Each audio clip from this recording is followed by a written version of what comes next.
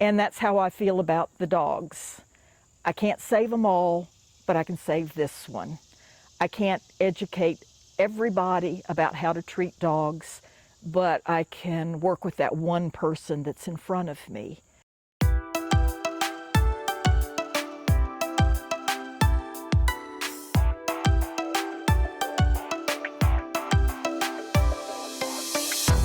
Sit? Good boy. Hi, I'm Brenda and this is Sam, and we want to welcome you to actTWO Stories, where we hope to inform and inspire you, especially if you're 50 plus. Don't forget to subscribe, lower right red button. Now, in our new series, Try Something New, we are talking about what a difference you can make by fostering a dog or a cat. Come here. Now, you know, COVID has had such an impact on animal rescue organizations with social distancing, reduced funding, restricted medical care, and we hear there's an increase in adoptions, which is fabulous, but there is still a need for foster homes for dogs and cats, and what a difference you can make. If you count the puppies that have been born in our spare bedroom, I'm well over 100. That's how many dogs Priscilla Hill and her husband have fostered since 2011. Right. That's in addition to their 3 dogs, Clementine, closest to you, and Raven and Arlo on the far right.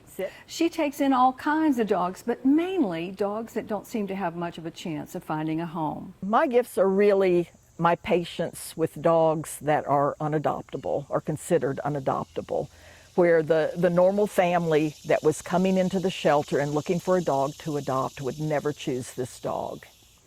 And I can see the potential in all of them. I can take that dog and I can make them trusting and loving, whatever it takes to find a family. She's been a part of so many happy endings, like Hazel, who, with her family, was with Priscilla and her husband for about 6 months. And I believe she was picked up as a stray. We got her, she was already pregnant. She came and lived with us and birthed 4 puppies in a little swimming pool, little kitty swimming pool in my spare bedroom. She was a marvelous mother. This was definitely not her first time having puppies. All the puppies were adopted with no problem. Their mom also found a new home. So we were walking her through the neighborhood, and one of our neighbors saw us, and they had just lost their old dog recently. And they said, "Oh my goodness, that looks like a dog we had a long time ago." The neighbors adopted Hazel. Then there's Sebastian. Sebastian came from a hoarding situation. He was probably about 9 months old. He was a wonderful dog, cute as can be, smart, but he just didn't show well at what we call meet and greets, where somebody comes to meet them. He just didn't show well. 4 months later, after training and a lot of TLC, a young couple, first dog, decided to take a chance on him. And they now live out in Arizona. And I get all these pictures of him out in Arizona. He is the happiest dog. You never see him without a smile on his face. another happy ending from Grayson, whose owner died and the landlord left Grayson and his sibling to fend for themselves in the backyard. Many days later, here he is when finally rescued.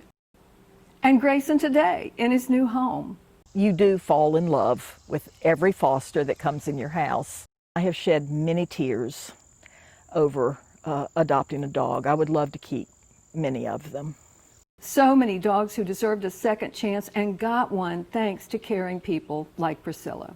Just a wonderful feeling to watch everything come together and to know that you played only one small part in the whole big picture. Some things you need to know about fostering.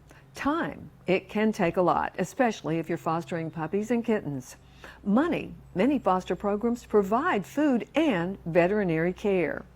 If you already have family pets, sometimes the foster may not get along with them, and the foster may not be housebroken.